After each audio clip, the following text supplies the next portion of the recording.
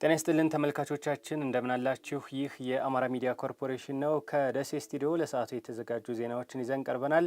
ከዜናዎቹ ጋር ተመስገን አሰፋ አብሬያችሁ ቆያለሁ። የኢትዮጵያ ስታትስቲክስ አገልግሎት ከሲቪል ሰርቪስ ኮሚሽን ጋር በመተባበር የመንግስት ሰራተኞችን መረጃ የማረጋገጥ ስራ ሊያከናውን መሆኑን ገለጸ።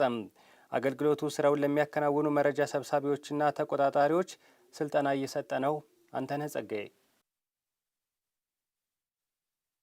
የኢትዮጵያ ስታትስቲክስ አገልግሎት ከፌዴራል ሲቪል ሰርቪስ ኮሚሽን ጋር በመተባበር በተለያዩ ማዕከላት ስልጠናውን እየሰጡ ሲሆን በኮምቦልቻ የስልጠና ማዕከል ወደ ስራው ለሚሰማሩ ከ440 በላይ መረጃ ሰብሳቢዎችና ተቆጣጣሪዎች ስልጠና እየተሰጠ ነው። አሚኮ ያነጋገራቸው ተሳታፊዎች ስልጠናው ወደ ስራ በሚሰማሩበት ወቅት የሚያጋጥሟቸውን ፈተናዎች ለማለፍ ያግዘናል ነው ያሉት። መረጃው ላይ 100% እንትን የሚያስብለው ያው ከስልጠና የሚገኘው ብቃቱን እንዴት መቁጠር እንዳለብን፣ ዳታዎች እንዴት ኮሌክት ማድረግ እንዳለብን፣ ሰዎች እንዴት ማግኘት እንደምንችል፣ ምን አይነት ኢንፎርሜሽን ማግኘት እንዳለብን ከዚህ ከስልጠናው እናገኛለን ብዬ አስባለሁ። ተሟላ መረጃ አለማግኘት፣ ሰራተኛውን በቦታው አለማግኘት ሊገጥም ይችላል።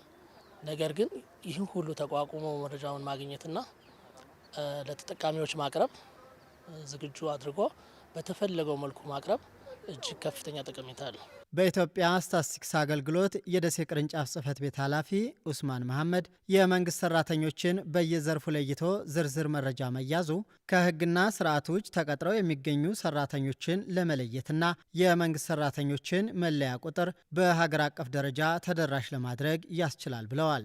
አንድ መደብ ለአንድ ሰራተኛ የሚለውን መርህ በመከተል እያንዳንዱን ሰራተኛ አንድ መደብ መሰጠቱን ቼክ እናደርጋለን ማለት ነው።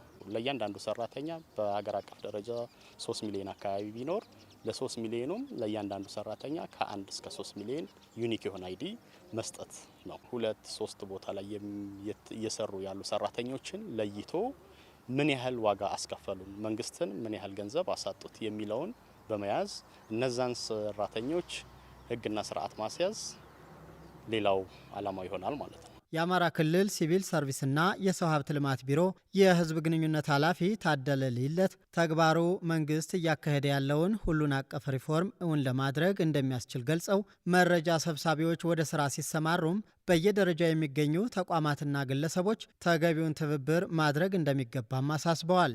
ዲጂታል ሲቪል ሰርቪስን ለመገንባት ደግሞ የመጀመሪያው የመንግስት ሰራተኛው መቆጠር መቻል አለበት። አጠቃላይ ሰራተኛው ብቻ ሳይሆን የስራ መደቦች፣ የትምህርት ዝግጅቶች እነዚህ ሁሉ ተቆጥረው ወደ ሲስተም መግባት መቻል አለባቸው። እንደየሁኔታው ይህንን ተንተንን የሰራተኛውን አቅም ለመገንባት ከፍተኛ አገልግሎት ይኖረዋል ማለት ነው። ከኢትዮጵያ ስታትስቲክስ አገልግሎት የኮምቦልቻ ስልጠና ማዕከል አስተባባሪ ወርቅነህ ወልደ ጊዮርጊስ የሁሉም የመንግስት ሰራተኞች መረጃ እንዲረጋገጥ መደረጉ ለሰራተኛውም ሆነ ለሀገሪቱ ዘርፈ ብዙ ጥቅም እንደሚሰጥ አስረድተዋል። በእኛ ሀገር ብቻ ሳይሆን በሌሎች ሀገሮችም እንደዚህ አይነት የመንግስት ሰራተኞች ቆጠራ ወይም ደግሞ የመረጃ ማረጋገጥ ስራ ተሰርቶ መንግስት ከፍተኛ ጥቅም ያገኘበት ያተረፈበት ትክክለኛ የመንግስት ሰራተኛ ቁጥር ለይቶ ለማወቅ ቀጣይም ደግሞ ከሰው ኃይል ጋር በተገናኘ ለሚደረገው ለበጀትም ለእቅድም ከፍተኛ ጠቀሜታ ያለው ነው። በመንግስት የተጀመረውን የተማሪዎች ምገባ ፕሮግራም ግለሰቦችና ድርጅቶች ሊያግዙ እንደሚገባ ተመላከተ። በደሴ ከተማ 2 የመንግስት ትምህርት ቤቶች ላይ ከ130 በላይ ተማሪዎችን ከሚመግቡና ነዋሪነታቸውን በውጭ ሀገር ካደረጉ ግለሰብ ጋር ቆይታ አድርጋ ባልደረባችን ፊኒክስ ሀየሎም ተከታዩን ዘገባ አዘጋጅታለች።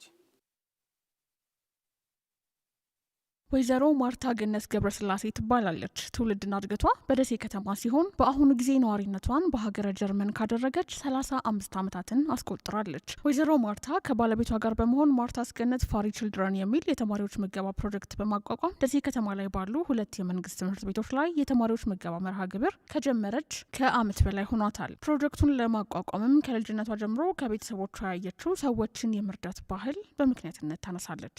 ሀሳቡ የመጣልኝ እዚህ በመመላለስ ጊዜ አንድ ነገር ማድረግ አለብኝ ብዬ ስላሰብኩኝ በረሃብ የተነሳ ብዙ ልጆች ትምህርት ቤት እንደማይመጡ ይህንን ፕሮጀክት ለመጀመር ወሰንኩ። በትምህርት ቤቶች ላይ የምገባ መርሃ ግብር መኖር የተማሪዎችን የመማር ማስተማር ሂደት ውጤታማ ያደርገዋል በሚል ሀሳብ ፕሮጀክቱን እንደጀመረችና በቀጣይ ለማስፋት መታቀዱንም የፕሮጀክቱ ባለቤት ወይዘሮ ማርታ ትናገራለች። ባለቤቴ እና እኔ ነን እስካሁን ድረስ እንትኑን የያዝ ነው በራሳችን ወጪ ነው እና ካሁን በኋላ ግን ምናልባት ፕሮጀክቱን አስፍቼ እንትን አላማ ስላለኝ ብዙ ጀርመኖች ጋር እየተነጋገርኩ ነው። ያንዳንዱ ሰው አንዳንድ ነገር ቢያደርግ ይህንን ነገር ማስተካከል እንችላለን። የምገባ መርሃ ግብሩ ከሚካሄድባቸው ትምህርት ቤቶች አንዱ የጦሳ አጠቃላይ አንደኛ ደረጃ ትምህርት ቤት በምገባ መርሃ ግብሩ ተጠቃሚ የሆኑ የተማሪ ወላጆችም የምገባ መርሃ ግብሩ መጀመር ለልጆቻችን የትምህርት ውጤታማነት ትልቅ አስተዋጽኦ አለው ብለዋል። ተማሪዎች ከቤትም እንግዲህ እንደመገብ ተመግበው ሊመጡ ይችላሉ።